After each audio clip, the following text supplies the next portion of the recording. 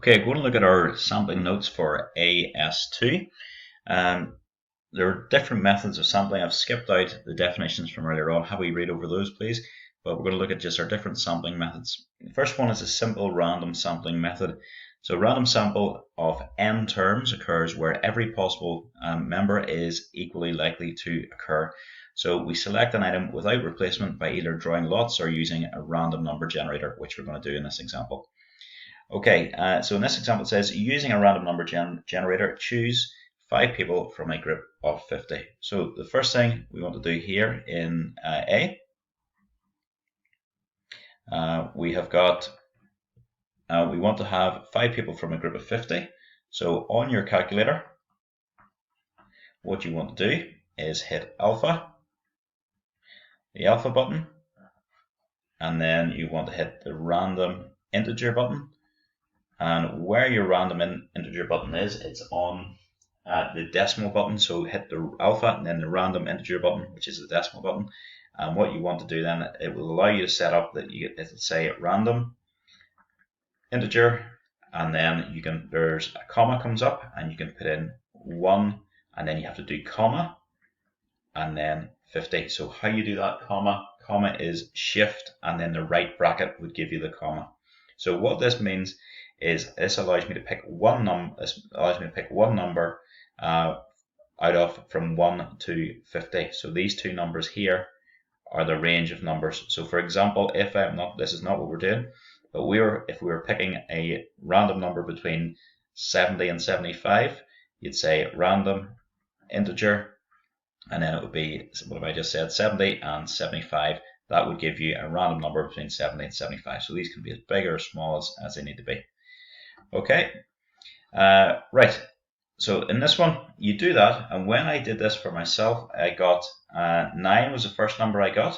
The next number I got was 4. The next number I got was 44. The next number I got was 41, and the next number I got was 46. They do not look like random because there's 3 of them in the 40s, but that's just the way it is with random numbers. If you got the numbers 1, 2, 3, 4, 5, mathematically that would be equally likely as getting any numbers at all. These are just random numbers. The only thing you need to worry about here is if you were to happen to get the same number twice, you would ignore it and then take another number again. So for example, if I got 9, 4, 44, and then I got a 9 again, I would ignore that second 9 and I would work on until I had 5 different numbers, and that's it. Okay, for part B, it says 6 people from a group of 80. So I'm just going to say random integer, and I'm going from 1 to 80.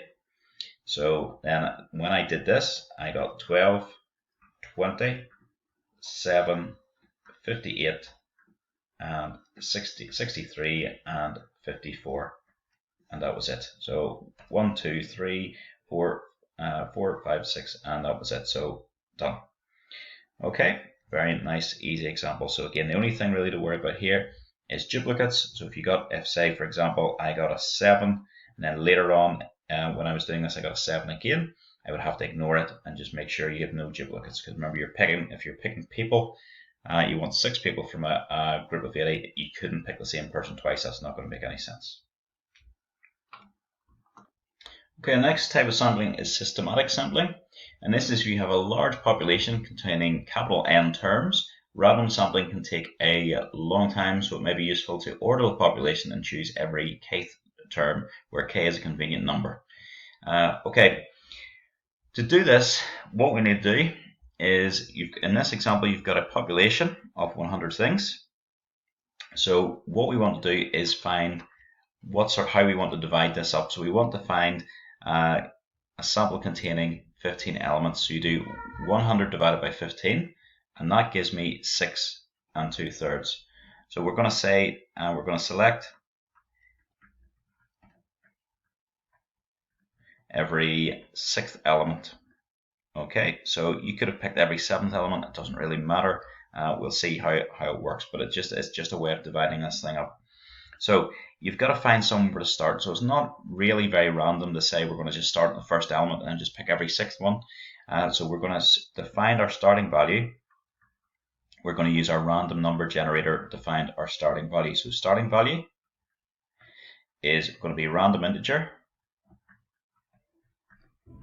and we've gone from 1 to 100, and when I did that, it worked out to be 28.